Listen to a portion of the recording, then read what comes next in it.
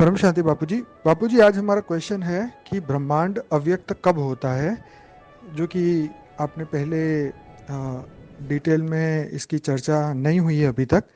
तो आज हमें ये बताइए कि ब्रह्मांड अव्यक्त कब होता है और उस वक्त आत्माओं की क्या स्थिति होती है, और उस वक्त पृथ्वी लोक पे क्या होता है, सूक्ष्म जगत में क्या होता है, कारण जगत में क्या होता है, और आत्मा जीवात्मा की क्या स्थिति होती है। परम शांति। परम शांति। आज हम व्यक्त दुनिया अव्यक्त कर्म बन जाती है उसके बारे में बताएंगे कि कल्प प्रलय में पूरी व्यक्त दुनिया अव्यक्त बन जाती है, इसके बारे में बताएंगे। तो पहले समझेंगे कि कल्प प्रलय कब होता है। देखो, व्यक्त दुनिया माना पांच तत्वों की दुनिया, माना साकारी दुनिया, जो मनुष्य अपनी दृष्टि से, साकारी चरम चक्षु से जो देख सकता है, उनको व्यक्त दुनिया कहते हैं। और जो अव्यक्त दुनिया माना जो चरम चक्षुओं से नहीं दिखती, उनको अव्यक्त दुनिया कहते हैं। तो व्यक्त दुनिया माना पांच तत्वों की दुनिया अव्यक्त में कब कन्वर्ट हो जाती है, वो कल प्रलय के बारे में आप जानिए। कल प्रलय में व्यक्त दुनिया अव्यक्त बन जाती है। तो सबसे पहले चार युगों का वर्णन तो जानते ही, सतयुग, त्रेता, द्वापर, कलयुग। और कलयुग 4,32,000 साल का होता है। इससे डबल द्वापर, इससे 3 गुना त्रेता, इससे 4 गुना सतयुग होता है। चार युगों का टोटल 43,20,000 साल होता है। तो उसमें चार युग माना एक महायुग पूरा होने पर, महायुग में धरती पर अर्ध प्रलय होता है। केवल धरती पर अर्ध प्रलय होता है। वो शंकर का काम होता है। ब्रह्मांड में ब्रह्मा द्वारा सर्जन, विष्णु द्वारा पालना और शंकर द्वारा विनाश। तो शंकर द्वारा विनाश गाया हुआ है, शास्त्रों में लिखा हुआ है। तो शंकर धरती पर अर्ध प्रलय विनाश कर देता है। मतलब अच्छी आत्माएं बच जाती हैं और पापी आत्माएं का विनाश हो जाता है। पापी मनुष्यों का विनाश हो जाता है। धरती पर मनुष्यों का प्रलय होता है। धरती पर प्रलय होने से जो बाकी सतयुग, त्रेता, द्वापर, कलयुग में थोड़े कुछ बच जाते हैं, वो सतयुग में रहते हैं, वो सुधर जाते हैं। सतयुग, त्रेता, द्वापर, कलयुग, वो पूरा मैंने कई वीडियो में उसके महाकाल चक्र के बारे में मैंने वीडियो बनाई, उसमें आपको डिटेल में, बहुत डिटेल में मिलूंगा। तो ऐसे 71 बार महायुग होते हैं, चार युग पूरे होते हैं, इनको चतुर्युग कहते हैं। 71 चतुर्युग पूरा होने पर पूरा धरती पर प्रलय हो जाता है, इसलिए मनुष्य सृष्टि खत्म हो जाती है, इसलिए मनुष्य जाति खत्म हो जाती है। इसको मनवंतर कहते हैं। मनुष्य सृष्टि खत्म हो जाती है। जब मनवंतर होता है तो मनुष्य सृष्टि खत्म हो जाती है, तब मनुष्य शत्रुपा का टाइम पूरा हो जाता है। तो ऐसे 71 युगांतर पूरा होने पर, 71 युगांतर माना चार युग 71 बार घूम जाते हैं, तो उसका समय आप देखो कितने बार होता है। फिर ऐसे, इसको एक मनवंतर कहते हैं। ऐसे 14 मनवंतर पूरा होने पर एक कल्प प्रलय होता है। तो कल्प प्रलय में समय जो होता है, 1000 युगांतर बराबर एक कल्प प्रलय होता है। 1000 युगांतर, 1000 बार धरती पर अर्ध प्रलय हो जाता है। 14 बार धरती पर पूरा प्रलय हो जाता है, मनवंतर हो जाता है, तब कल्प प्रलय होता है। तब भूलोक, बुभुरलोक, स्वलोक, तीनों लोग खत्म हो जाते हैं। तब कल्प प्रलय में भगवान विष्णु सूर्य में प्रवेश करके 12 सूर्य की अग्नि पैदा करके पूरे भूलोक, बुभुरलोक, स्वलोक तीनों को जलाकर भस्म कर देते हैं। तो तीनों जलाकर भस्म हो जाना माना धरती भी उसी टाइम पर खत्म हो जाती है। पांच तत्व भी नहीं रहता है। पांच तत्वों की दुनिया रहेगी तो उसको व्यक्त दुनिया कहेंगे। माना धरती भी पिघल जाती है। इतनी गर्मी, 12 सूर्य की रोशनी में तो धरती कैसे टिकेगी। तो धरती का आयुष भी एक कल्प का होता है। एक कल्प माना 4,32,00,000,000 साल होता है। धरती की आयु 4,32,00,000,000 साल होती है।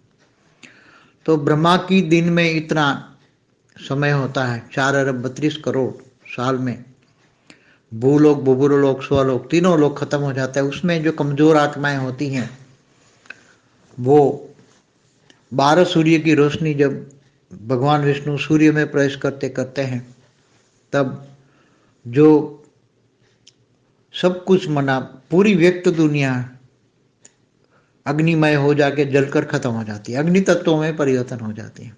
तो अग्नि तत्व भूलोक, बुभुरुलोक, स्वर्गलोक में अग्नि तत्व इतना बढ़ जाता है, इतना बढ़ जाता है कि तीनों लोक में कोई आत्मा तो फिर अग्नि तत्व इतना बढ़ने पर 12 गुना अग्नि तत्व बढ़ जाए तो कुछ भी रहेगा नहीं, सब जलकर, धरती भी जलकर भस्म हो जाएगी, अग्नि तत्वों में परिवर्तन हो जाएगी, सब कुछ तीनों लोग अग्नि तत्वों में परिवर्तन हो जाएंगे। तो उसको ब्रह्मा का एक दिन में 4 अरब 32 करोड़ साल होता है, इतनी ही रात होती है। तो धीरे धीरे फिर जो आत्माएं होती हैं, जो कमजोर आत्माएं तो जलकर खत्म हो जाती, जो अग्नि तत्व वाली आत्माएं होती हैं, अग्नि तत्वों से बनी हुई आत्माएं होती हैं, वो अग्नि तत्वों में जलकर खत्म हो जाती है। और बाकी की आत्माएं हैं, वो आत्माएं पावरफुल जो आत्माएं हैं, वो भूलोक से होकर, बुभुरुलोक से होकर, स्वर्गलोक से होकर, स्वर्गलोक से ऊपर वाले लोकों में चली जाती हैं, जैसे महालोक में चली जाती है। क्योंकि आत्माएं जो अग्नि तत्वों से ऊपर वाली आत्मा है, जो कोई परम अग्नि से बनी है, कोई परम वायु से बनी है, कोई परम आकाश से बनी है, वो आत्माओं का विनाश नहीं होता।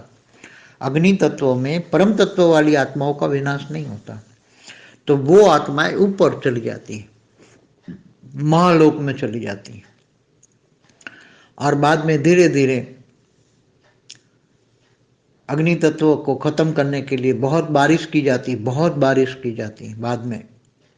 और बारिश करने पर धीरे धीरे धीरे सागर बनता है, धीरे धीरे जल तत्व बनता है, और जल तत्व के अंदर धीरे धीरे मिट्टी तत्व भी बनाना प्रोसेस कर लेते हैं, मिट्टी तत्व बन जाता है। फिर धीरे धीरे जल और मिट्टी से जब धीरे धीरे धीरे वायु भी बन जाता है, वायु तत्व, वायु देवता वायु क्रिएट करते हैं, जल देवता जल क्रिएट करते हैं, और धरती माता होती है धरती क्रिएट करती है। तो धीरे धीरे धीरे जब ब्रह्मा की रात पूरी होती है, मतलब टोटल 8 अरब 64 करोड़ साल पूरा होता है, तब धीरे धीरे धरती नई बनती है, उस पर सागर बनते हैं, जल तत्व वायु तत्व ये बना देते हैं, और 5 तत्वों की दुनिया बनती हैं। तब धीरे धीरे ऊपर से आत्माएं महालोक से गई हुई, महालोक में गई हुई आत्माएं वापस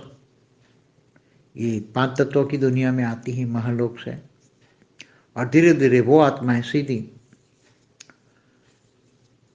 महालोक से स्वर्गलोक में नीचे आती हैं, स्वर्गलोक से नीचे फिर दूसरे लोक में आती हैं, और फिर धीरे धीरे 3 तत्वों से वो 5 तत्वों की दुनिया में आती हैं।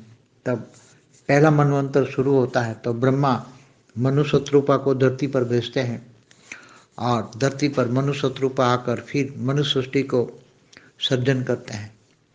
तो मनुष्यरूपा का उसी टाइम समय शुरू होता है, मनुष्यरूपा का राज शुरू होता है, पहला मनवंतर शुरू होता है।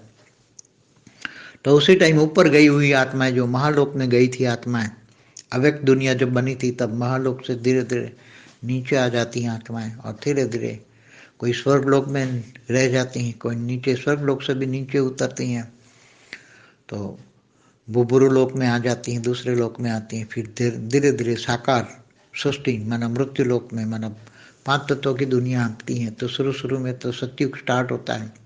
तो सतयुग में धीरे धीरे स्टार्ट होती है, तो आत्माएं बहुत कम होती हैं, सतो प्रधान होती हैं, वहाँ पाप ऐसी दुनिया नहीं होती, एकदम सतो प्रधान दुनिया होती है। फिर धीरे धीरे ऊपर से आत्माएं नीचे आती हैं, आती जाती हैं। तो पॉपुलेशन बढ़ती है, संकल्प बढ़ते हैं, लोग बढ़ते हैं धरती पर। सारी धरती पर जैसे सारी धरती पर एक राज होता है, एक राज, एक धर्म, एक भाषा, एक कुल होता है धरती पर सतयुग में। त्रेता में भी ऐसा ही होता है। बाद में धीरे धीरे धरती पर विभाजन होकर धीरे धीरे त्रेता में फिर गिर जाती हैं, फिर द्वापर और फिर कलह युग, मतलब लड़ाई झगड़े का युग हो जाता है। तो ऐसी तरह 4 युग होता है। तो ये व्यक्त दुनिया और अव्यक्त दुनिया के बारे में बताया। बाद में तो कल्प प्रलय से महाकल्प प्रलय होता है। बाद में कल्प प्रलय से आगे, कल्प प्रलय तो ब्रह्मा का एक दिन होता है।